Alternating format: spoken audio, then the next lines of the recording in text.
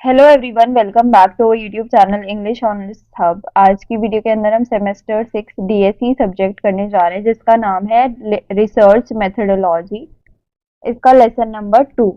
Lesson 1 already uploaded है हमारे YouTube channel पे, आप जाके देख सकते हैं प्लेलिस्ट में जाके। तो चैप्टर 2 का नाम है conceptualizing and drafting of a research proposal. तो इसके अंदर हम रिसर्च प्रपोजल के बारे में जानेंगे। तो आइए जानते हैं सबसे पहले रिसर्च प्रपोजल होता क्या है। तो रिसर्च प्रपोजल एक प्लान की तरह है जो कि आप प्रोजेक्ट स्टार्ट करने से पहले बनाते हैं। जैसे अगर आप किसी ट्रिप पे जा रहे हैं तो आप पहले से प्लानिंग करते हैं कि ये लेकर जाएंगे, किसके साथ जाएंगे, कैसे जाएंगे, कब जाएंगे। जो भी हम प्लानिंग करते हैं वैसे ही रिसर्च प्रपोजल भी ऐसा ही होता है।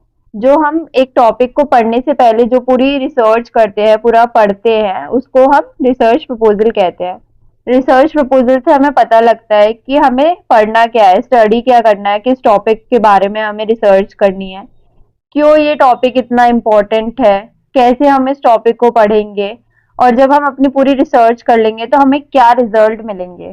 तो वो सब इससे हमें पता लगता है। तो मेन ऑब्जेक्टिव क्या है रिसर्च प्रपोजल के? तो चार मेन ऑब्जेक्टिव होते हैं रिसर्च प्रपोजल के। पहला ऑब्जेक्टिव कि to define a clear research topic, कि रिसर्च प्रपोजल से हमें पता लग जाता है कि हमारा जो टॉपिक है वो क्या है। इसका मतलब कि एक स्पेसिफिक आइडिया हम चूज कर लेते हैं कि हम क्या पढ़ने वाले हैं, किस टॉपिक के बारे में रिसर्च करने वाले हैं। जैसे मैंने एग्जांपल लिया है प्राइड एंड प्रेजुडिस का बाय जेन ऑस्टिन। तो इसमें जैसे मैंने टॉपिक डिसाइड कर लिया कि मैं लिखूंगी कि एलिजाबेथ बेनेट ने कैसे ट्रेडिशनल रोल को चैलेंज किया सोसाइटी में। तो मैं इस टॉपिक के ऊपर लिखूंगी। तो ये टॉपिक मेरा अब क्लियर हो गया कि इस टॉपिक के ऊपर मुझे लिखना है। तो मैं पूरी नोवेल के बारे में नहीं लिख रही, बल्कि नोवेल में से मैंने एक टॉपिक ले लिया, इस टॉपिक के ऊपर अब मैं रिसर्च करूंगी। ये मेरा मेन आइडिया हो गया। और सेकेंड है to show why the topic is important. इसका मतलब ये बताना कि क्यों ये टॉपिक इतना इम्पोर्टेंट है, क्यों कि कोई हमारा रिसर्च पढ़ेगा। जैसे एग्जाम्पल के लिए जेन ऑस्टन के टाइम पे वुमेन से अपेक्षा रखी जाती थी कि वो पैसों के लिए या फिर सोशल स्टेटस के लिए शादी कर ले। लेकिन एलिजाबेथ एक ऐसी फीमेल कैरेक्टर थी जिसने कि ये रिफ्यूज किया था और एक नया तरीके का स्ट्रॉन्ग फीमेल कैरेक्टर दिखाया था। अगर हम एलिजाबेथ के बारे में पढ़ेंगे तो हमें पता लगेगा कि वुमेन से रिलेटेड हमें अपने थॉट्स को चेंज करना चाहिए। और ये दिखाता है कि ये टॉपिक काफी मीनिंगफुल है और इससे जेंडर रोल्स इन सोसाइटी जैसे बड़े बड़े आइडियाज भी कनेक्ट होते हैं। इसीलिए ये टॉपिक इतना इम्पोर्टेंट है। Third, to explain how you will study it, मतलब कि कैसे हम इसे पढ़ेंगे। जैसे इसी को हम मेथोडोलॉजी कहते हैं, किस तरीके से हम उसे पढ़ेंगे।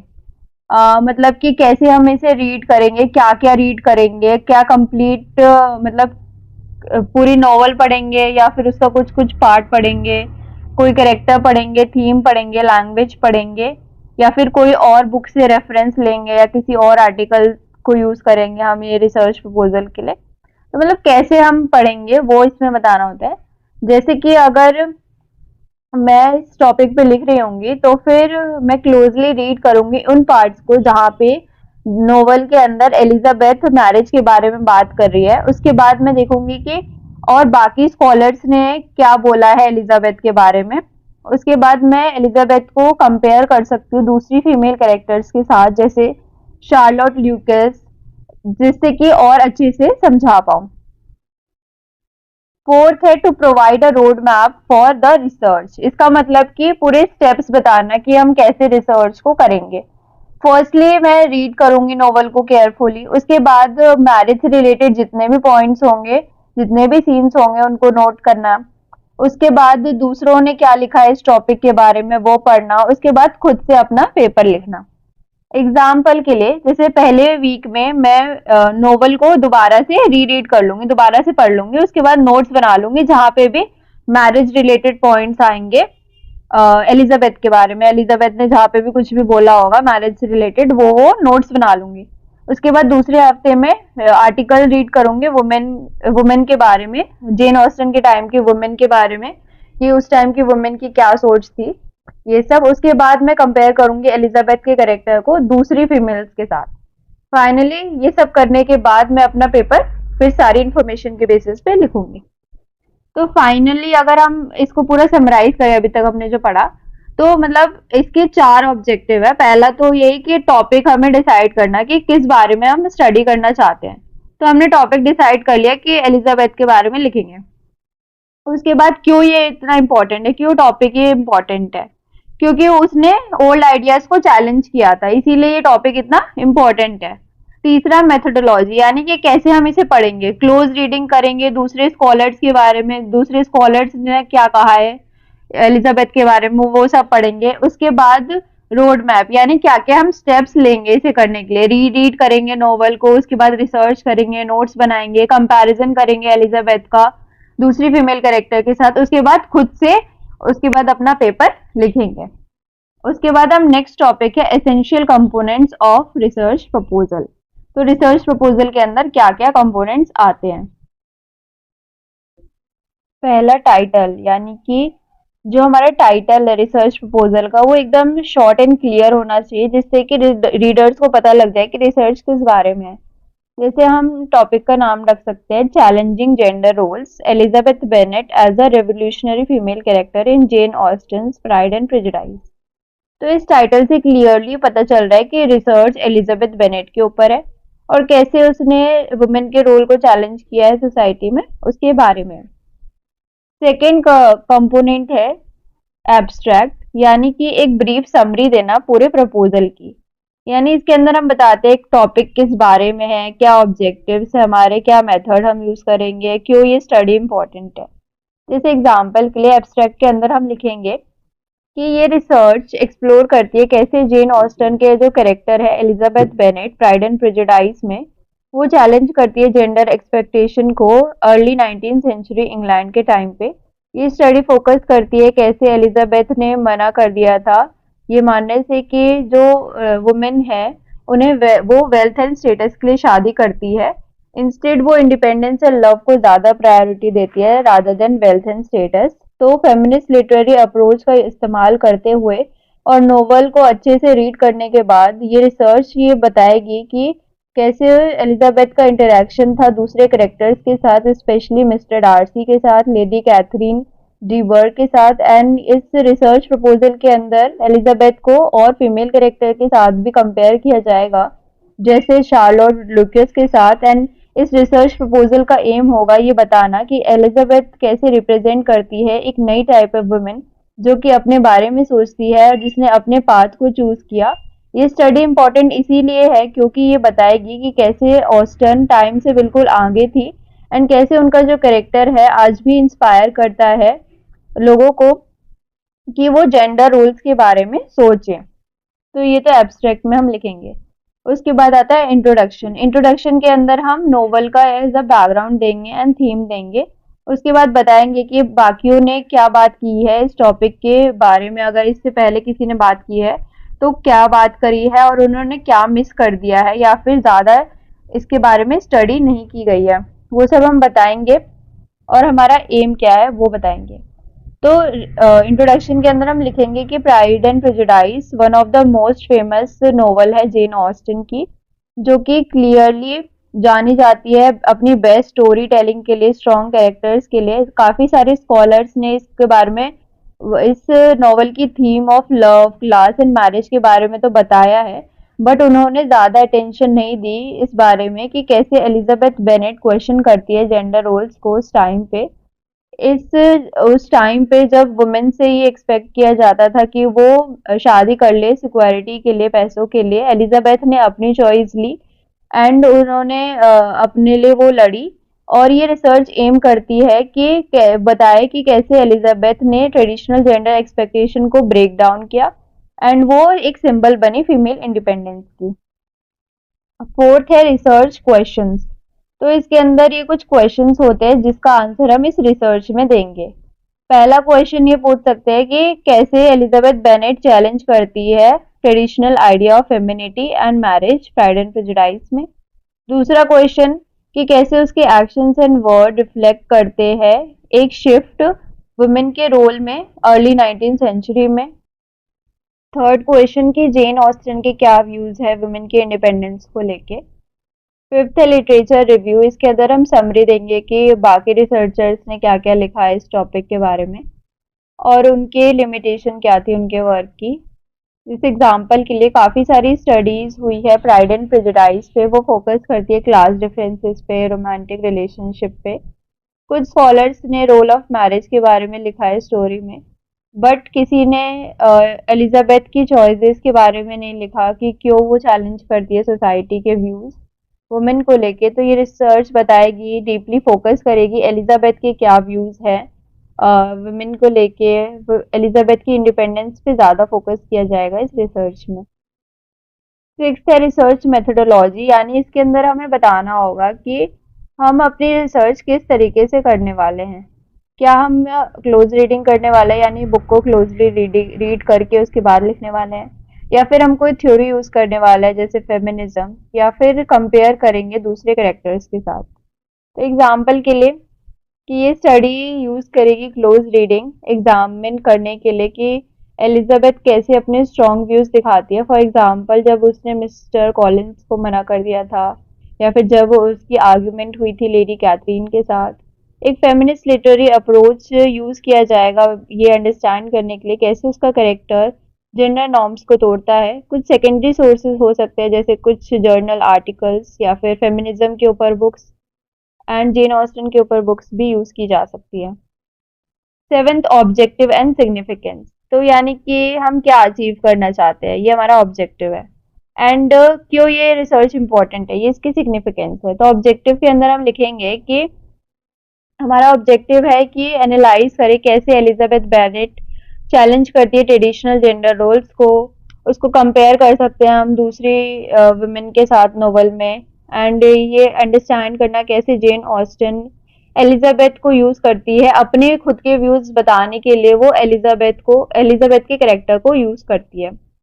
इसका सिग्निफिकेंस क्या है, तो ये स्टडी इम्पोर्टेंट इसीलिए है क्योंकि ये बताएगी कैसे जो पुराना लिटरेचर है वो भी यूज किया जा सकता है मॉडर्न आइडिया को एक्सप्रेस करने के लिए, जैसे जेंडर इक्वालिटी या फिर वुमेन की इंडिपेंडेंस जैसे टॉपिक को बताने के लिए। जेन ऑस्टिन की राइटिंग बहुत बोल्ड थी एंड प्रोग्रेसिव थी, उसके टाइम के हिसाब से कुछ ज्यादा वो आगे चल रही थी टाइम के हिसाब से। फिर एट्थ है टाइमलाइन, यानी कि हमें सिंपली ब्रेक डाउन करना है कि कौन सा काम हम कितने टाइम में करेंगे।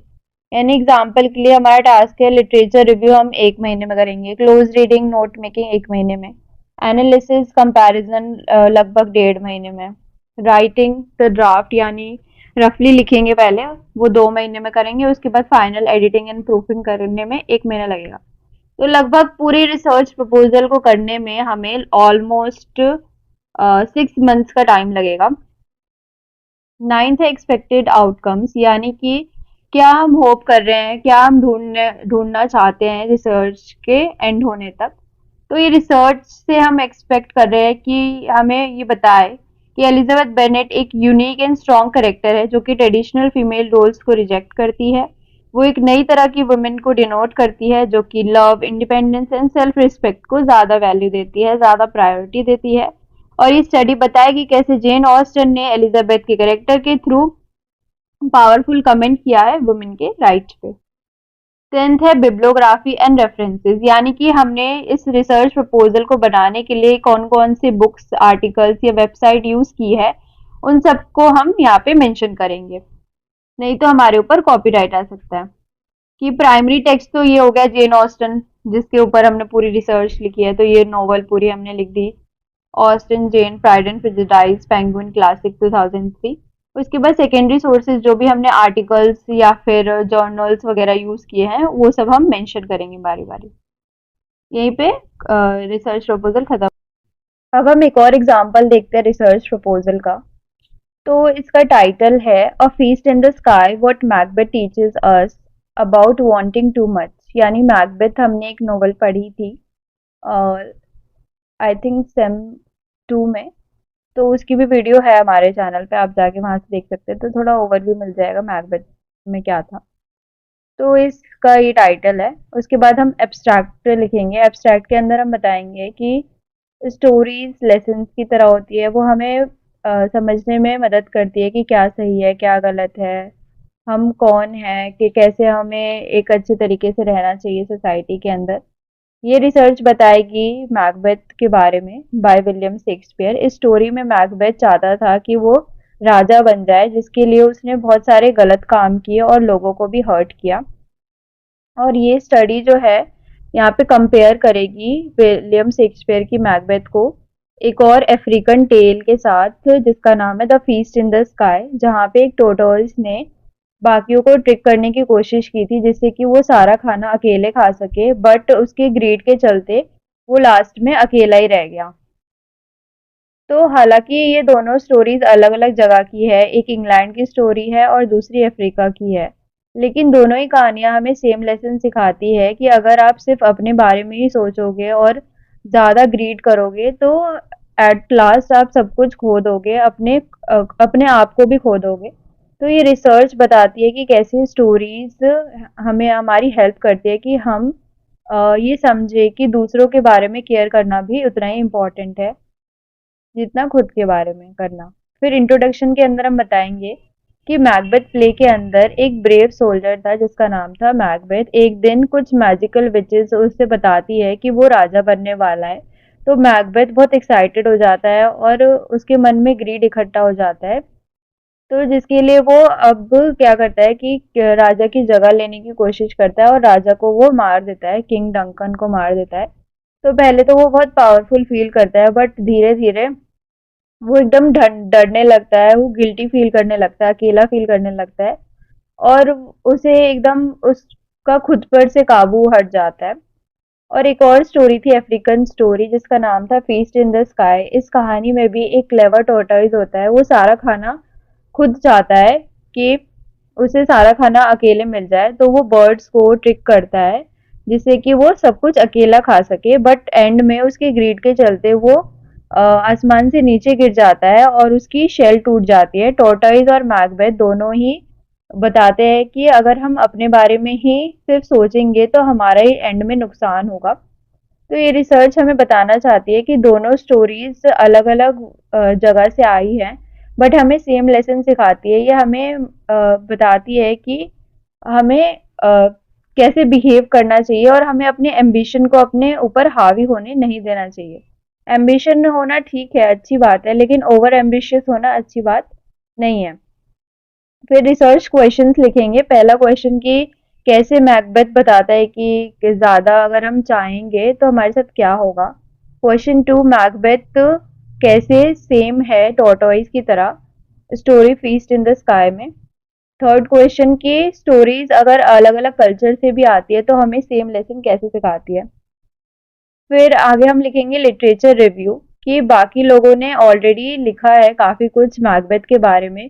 कुछ बात करते हैं कैसे मैकबेथ ने अंदर से फील किया था, कुछ बात करते हैं उसकी वाइफ लेडी मैकबेथ के बारे में, कुछ उनके रिलेशनशिप के बारे में बात करते हैं, लेकिन कोई भी फेथ एंड डेस्टिनी पे फोकस नहीं करता।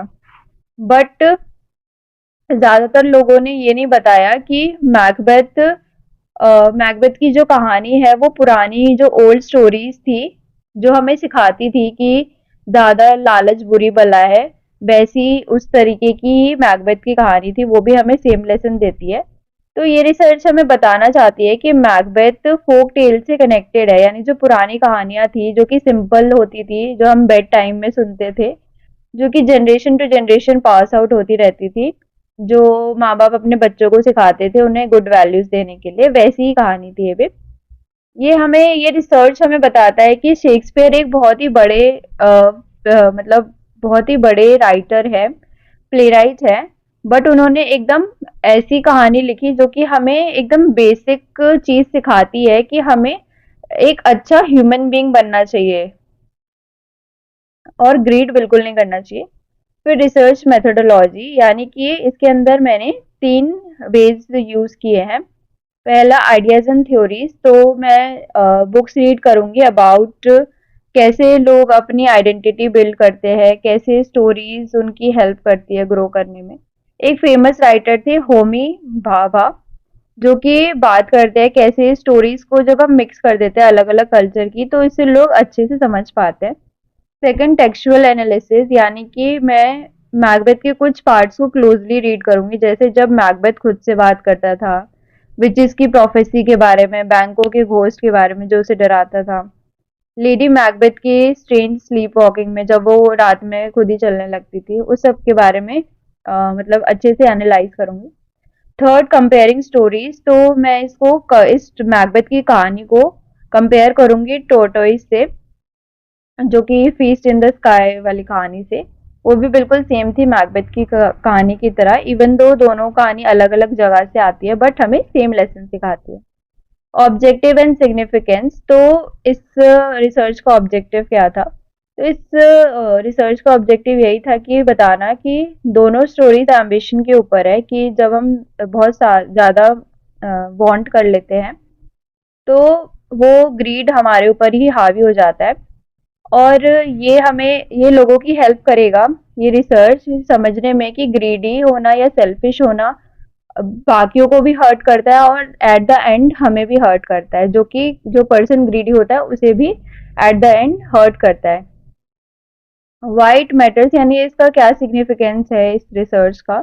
तो इसका सिग्निफिकेंस ये है कि ये बताता है कि जो स्टोरीज है वो डिफरेंट कल्चर से आती है, जैसे कि एक अफ्रीकन कहानी है, एक शेक्सपियर की इंग्लैंड की कहानी है, वो अलग अलग जगह की कहानी है बट सारी कहानियां आपस में कनेक्टेड होती है। और ये रिसर्च हमारे को सोचने पे, लोगों को सोचने पे मजबूर करेगी कि हमें दूसरों के लिए केयर करना चाहिए, सिर्फ खुद के बारे में नहीं सोचना चाहिए बल्कि दूसरों के बारे में भी सोचना चाहिए, एक अच्छा इंसान बनना चाहिए। और हमें ये बताएगा कि एम्बिशन अच्छी बात है, एम्बिशन होना ठीक है, लेकिन इतना एम्बिशियस भी होना ठीक नहीं है कि जो दूसरों को नुकसान पहुंचाए।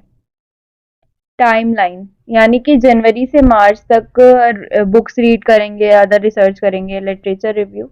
अप्रैल से जून तक मैकबेथ और फोकटेल दोनों को पढ़ेंगे, क्लोजली एनालिसिस करेंगे। जुलाई से अक्टूबर तक पहला ड्राफ्ट लिखेंगे, नवंबर से दिसंबर तक एडिटिंग एंड सब कुछ खत्म हो जाएगा।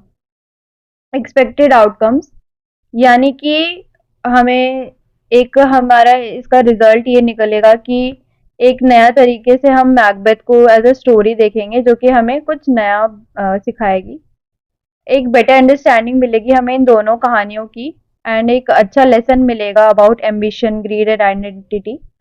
और एक स्ट्रॉन्ग रीजन मिलेगा हमें कि क्यों ये स्टोरीज अभी भी इतनी इम्पोर्टेंट है, आज भी चाहे ये इतनी पुरानी हो गई है फिर भी हमें एक लेसन सिखाती है, हमें अच्छे से रहने के लिए एक रीजन देती है। फिर लास्ट में हम बिब्लियोग्राफी देंगे कि कहाँ कहाँ से हमने मतलब रिसर्च की है, कौन कौन से रेफरेंस लिए हैं। तो पहले तो वही शेक्सपियर की विलियम मैकबेथ से लिया हमने, उसके बाद हमने the invention of human by Harold Bloom Shakespeare इससे लिया है। जहाँ जहाँ से भी हमने रेफरेंस लिया है वो सब हम बिब्लियोग्राफी में डाल देंगे। तो यहीं पे हमारी वीडियो खत्म होती है। आई होप आपको सब समझ आया होगा। अगर वीडियो पसंद आई हो तो like, comment, share and subscribe करना ना भूलें। Thanks for watching.